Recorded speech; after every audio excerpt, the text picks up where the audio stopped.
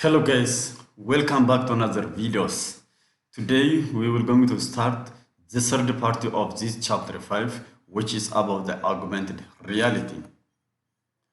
In the previous lessons, especially in first part, second part, and we have seen augmented reality, virtual reality, and mixed reality. In detail, we have seen what augmented reality is about, what's about virtual reality, and also we have seen what mixed reality is about. Today we will going to also repeat that one, including the differences. So in today's lesson, basically we will see the difference among augmented reality, virtual reality, and mixed reality, and finally we will see the architecture of the augmented reality system.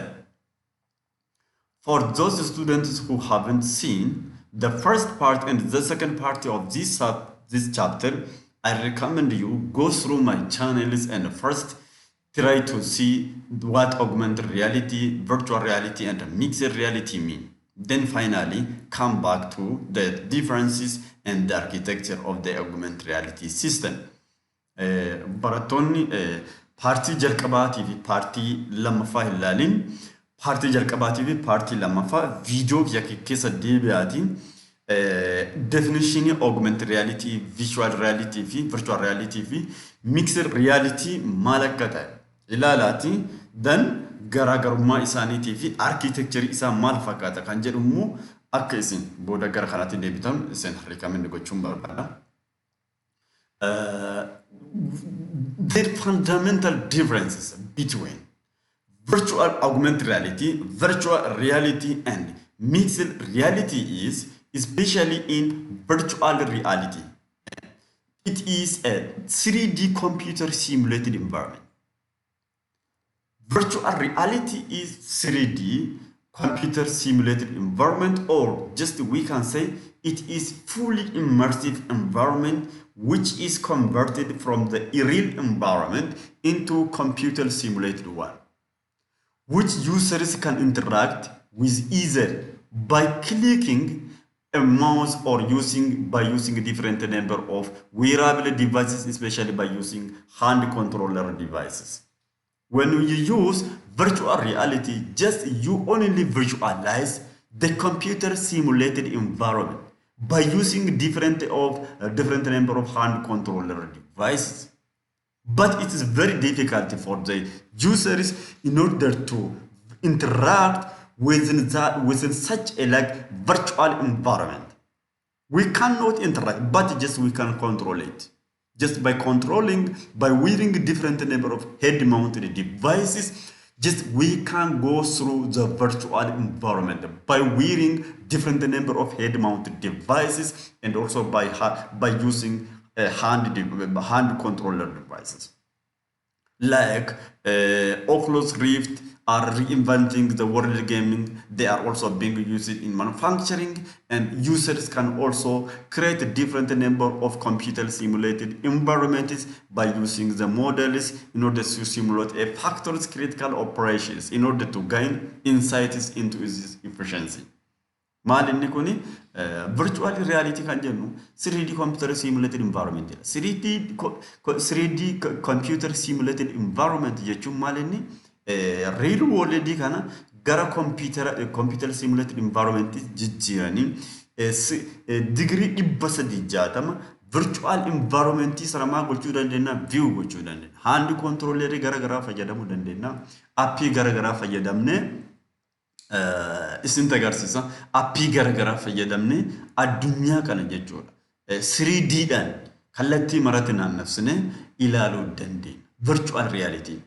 Isa kana immoo head mounted wearable garagaraa fayyadamne akkasumas immoo hand controller garagaraa fayyadamne environment keenya sana keessa deemuu psychological virtual jechuudha control gochuu hin dandeenye. Garuu materiaalota yookaan immoo wantoota achi environment sana keessatti argaman wajjin interact gochuun hin danda'amu yoo mixed reality ta'e malee. This is the great advantage of virtual reality. Virtual reality kun maaliif nu gargaara? Fakkeenyaaf environment tokko akkasumatti fiizikaalii deemnee bira ilaaluudhaaf ikoonoomikaalii faaktaroonni garaagaraa yoo jiraatan fageenyarra kan jiran yoo taate ilaaluudhaaf deemnee piraaktikaalii wanti sun meebi daanjirees yoo ta'e of eeggannaa guddaa kan barbaadu yoo ta'e jalqabumaan godha virtuaalii wanta sana ilaaluu dandeenya jechuudha. Virtuaalii ilaallee then practically physically qaqqabachuu hin dandeenyu. This is the concept of the virtual reality. There are many more freely available softwares which can be installed on our smartphones for virtual reality. They are able to indicate the world in 3D for the users. For example, as you've seen on the video, it is one of the augmented virtual reality apps which is able to show the world into 3D for the users. So by installing such free available applications on our smartphones, we are able to visualize the virtually existing of the world in 3D form. It's able to show for the users in 3D. So this is one of the application of virtual reality. Maalinni balseetan addunyaa kana jechuudha. Fakkeenyaaf amma applicationoonni jiran virtual reality kan itti fakkeenyaaf freely warra available ta'an silkii keenya irratti install goonee maal gochuu dandeenya? Addunyaa kana 3D dhaan laaluu dandeenya jechuudha. Another one is the issue of augmented reality. As we have seen in chapter 2, in the chapter 1, I have introduced it in a proper manner for you guys. How augmented reality works. One of the most obvious difference among augmented reality, virtual reality, and mixed reality is hardware requirements. And also, virtual reality content is 100% digital. It is 100% digital for virtual reality. But in case of the augmented reality, just we are able to add computer-generated effects up on the real world. Computer-generated effects are able to add up on the real world in order to enhance our real world. Maal jechuudha augmented reality garaagarummaa isaanii guddaan maal inni augmented reality, virtual reality, mixed reality keessattuu virtual reality yoo fudhattani maal inni virtual reality kun parsantii 100 guutummaa inni digitaali sana head mounted kan nuti jennu wantoota mataa uffan isin agarsiisa footoowwan isaanii matatti uffanne ija keenyatti godhanne kaane maal goona wanta sana visualize goona itti ilaallan jechuudha. Gaafa itti ilaallu maaliif nu gargaara?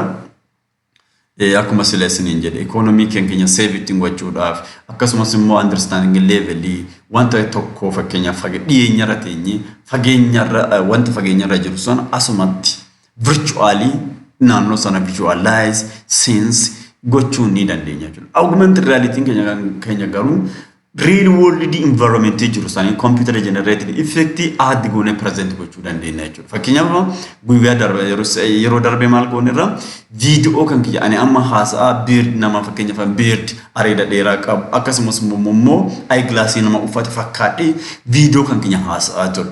Video image haa ta'u live video haa ta'u augmented reality kun maal nu gargaara computer generated effect kan keenya image kan keenya irratti yookaan video kan keenya irratti add goone present gochuu jechuudha. Fakkeenyaaf image kun kiyya anama image kun eyeglass uffadheen jiru yeroo sanatti areeda haga kana hin qabu akkuma si agartan kana maal godhe garuu add itti godhe jechuudha. So app dan fakkeenyaaf Snapchat is one of the application of the augmented reality. Just you can add different number of effects up on your image or on your video. The another one is the mixed reality. Especially when we say the mixed reality, we are able to wear the HoloLenses and also then finally the HoloLens displays the virtually or computer generated environment in front of the user's eye, then they are able to interact with them. Interact with you need and done. Healthcare professionals are using by wearing the HoloLenses, they are able to interact with the health surgery. hertii akkamitti akka sarje godhan. They are able to visualize the 3D of the hertz before they are practically engaging to the heart surgery on one particular persons. They are able to visualize the different number of the healthcare profession, the different number of activity relating to the heart surgery. Not only the heart surgery, there are different number of the surgeries that can be made by the healthcare professionals before they are going practically into the surgery. They are practiced by using such like HoloLenses. HoloLens kan uffatanii maal godhaan fuuldura isaaniitti hertii fidaa jechuudha. Interact gochuun ni danda'an. Uffatanii qofa laaloo otoo hin ta'in ni qaqqabu jechuudha. Wanti qaqqaban sanuu fakkaatti yaaddooti. Malee fakkaatti dhugooti miti. Onnee qabanii achitti baqaqsanii jechuudha. Fakkaatti yaaddoo sana kallattii barbaadanetti sosochoosaniitti hojjechuu ni danda'u. Engineers are also by using the HoloLenses, they are interact with different number of the robots. This is one of the application of the mixed reality. Just mixed reality, augmented reality, and virtual reality at the same time are able to interact within each other by using mixed reality technology. It allows the overlay computer generated effects, or it paves the way in order to interact virtual reality and mixed reality at the same time in real-time environment. Auto from head-mounted device heart surgery developed. Also, fuula kiyya duratti qaqqabachuu hin danda'a jechuudha. Hertiin fuula duratti qaqqabachuu hin danda'a. Akkasumas immoo injiinaroonni kunneen HoloLens uffatanii fuula isaanii duratti maal gochaa jiru robotii kana wajjin interact gochuu danda'u jechuudha. This is the application of the augmented reality, mixed reality. The other one is also, if you consider this guy is wearing HoloLens uffate maal godheera amma beektus HoloLens akkasumas immoo marii harkatti qabatee maal godheera appii isaa intinirratti install computer isaatti install godhe he is able to interact within the car. Maal gochaa jira marii fayyadamaa jira pedal speed control each and every activity that the driver apply on the real car. He is able to use such like a reality, by using the HoloLenses. HoloLens kan uffatee maal gochaa jira marii isaa qabatee konkolaataa isaa computer isaarratti oofaa jira jechuudha. This is one of the application of mixed reality. The real world entity and the fully immersive environments are interacting with each other at the same time.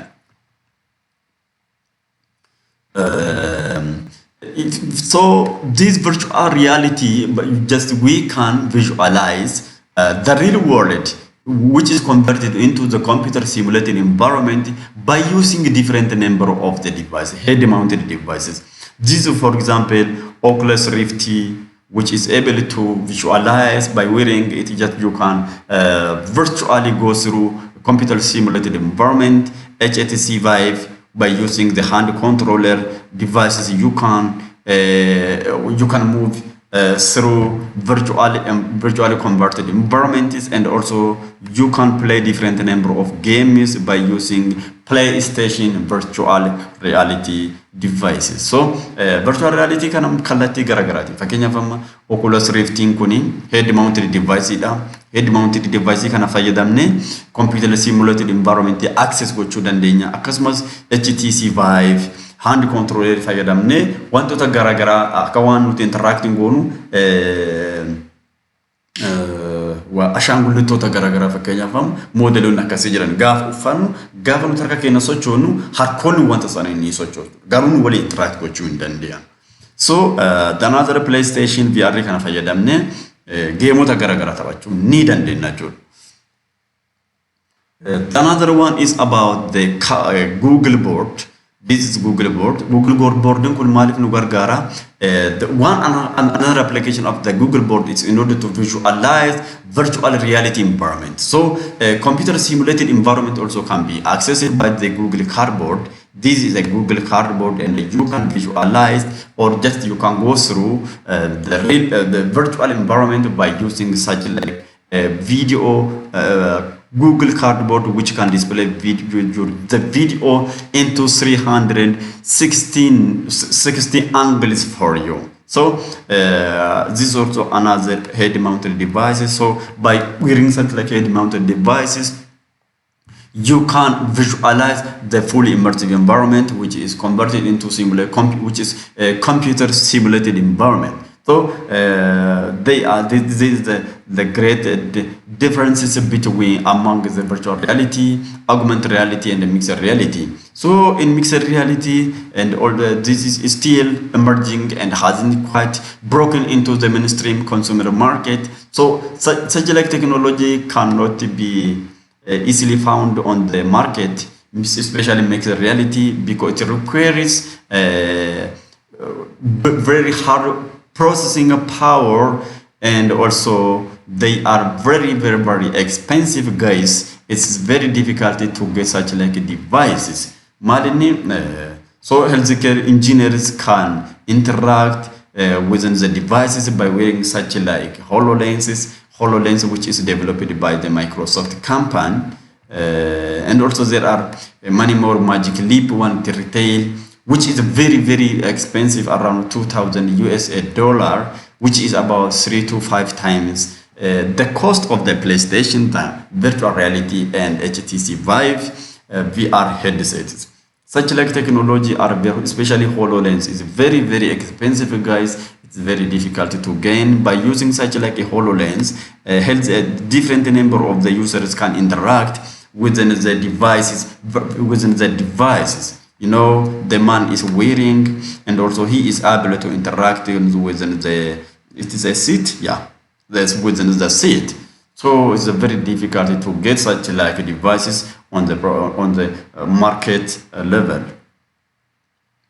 And also for the mixed reality applications, a different number of the engineers by wearing such like the HoloLens glasses, they are able to interact with the robots, which is about the mixed reality. So those guys are the real environment, and the robot which is displayed in front of them is virtual. It is virtual immersive environment, and also by wearing such like a device, HoloLens, they are able to interact with the robot, which is the mixed reality.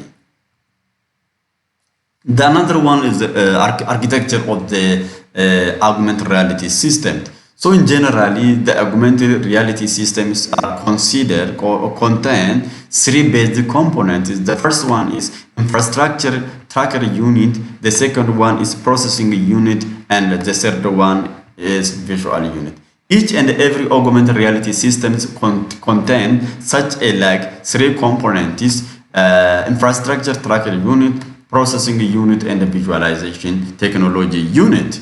Malini architecture kunni malini basically components side of case akabs. Tokofa infrastructure tracker unit, lamafan processing unit, and the visual unit. The advantage of infrastructure tracker unit is in order to collect the data from the real environment, and then sending to processing unit in order to process the data, and then finally in order to visualize the unit through whether it is through video see-through or optical see-through. So this is a graphical representation of architecture of augmented reality system. As we have said, it contains infrastructure tracker unit and also the processing unit, and the another one is the visual units in order to visualize the collected data.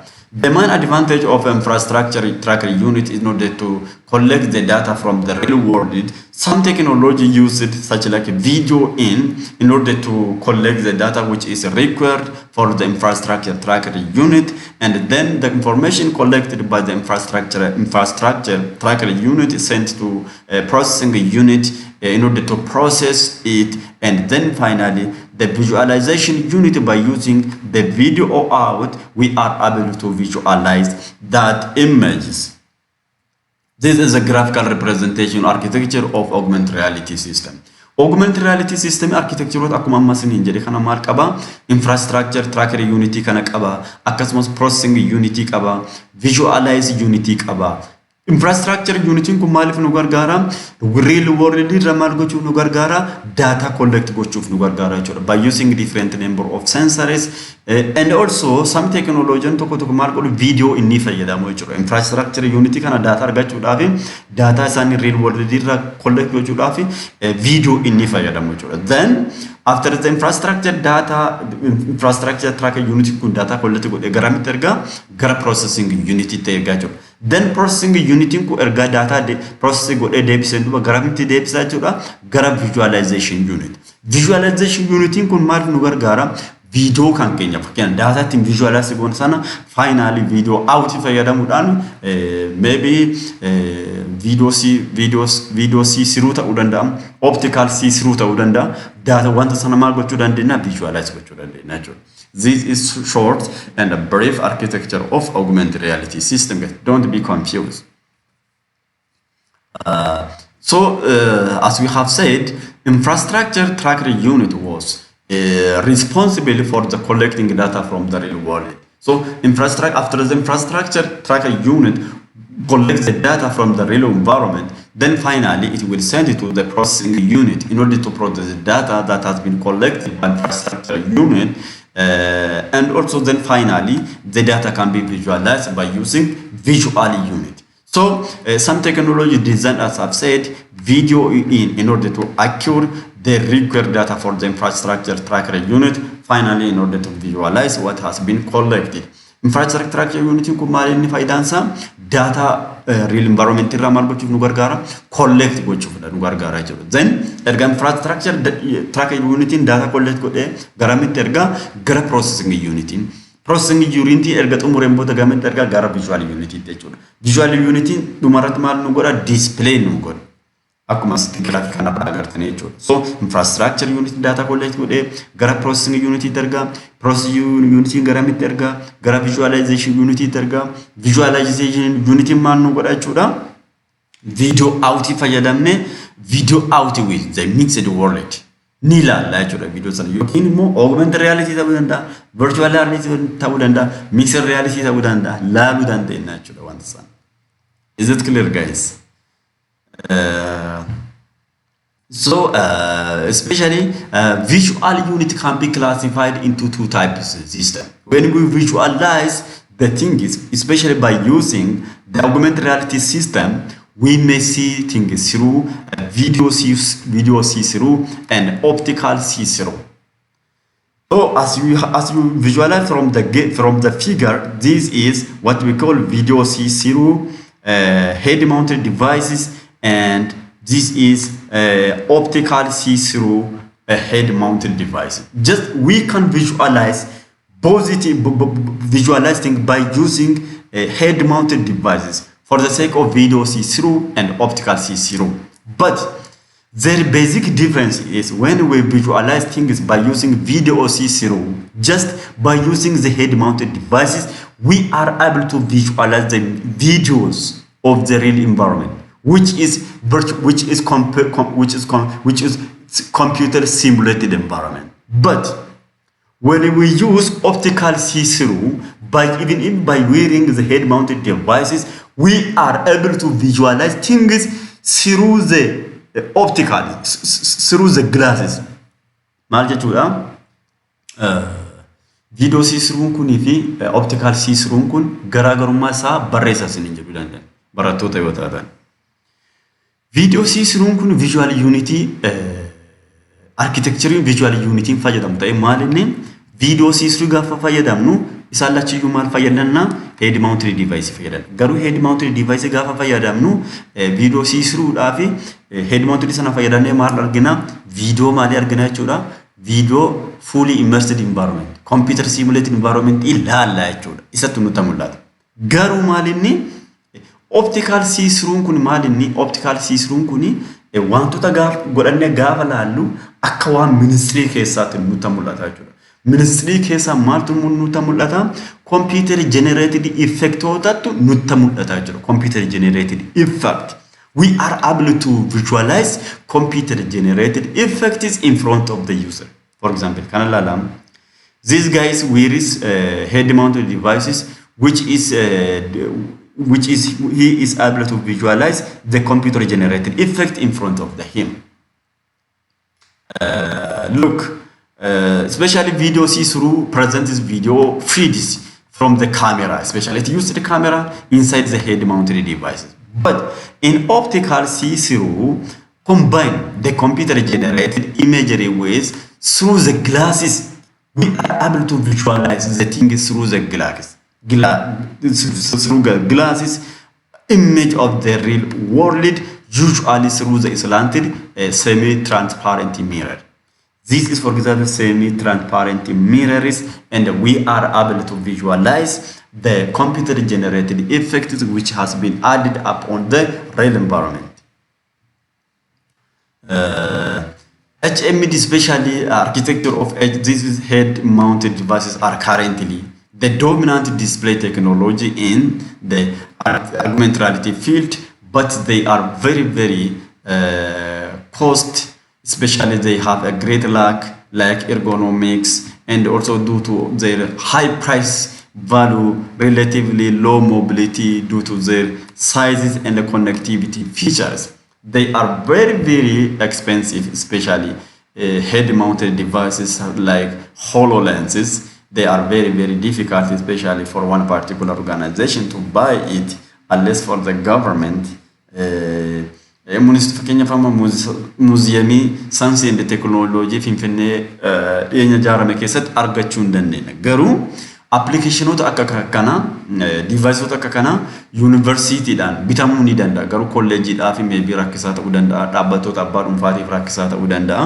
Dhaabbata kanneen akka yuunivarsiitii, kan akka dhaabbata fakkeenyaaf mootummaan bitee isiniif dhiyeessuu danda'a jechuudha. Then I hope if you go to Addis Ababa Science and Museum Technology Centers, I hope you will visualize, you will see what head-mounted devices, and also you will wear it, and also you are expected to visualize the real environment, not only the real environment, virtual environments, and also by wearing such like head-mounted devices, you are also able to interact within the virtually existing environment. I hope, guys. This brings to the end of our today's lesson. Until next time, have a great day.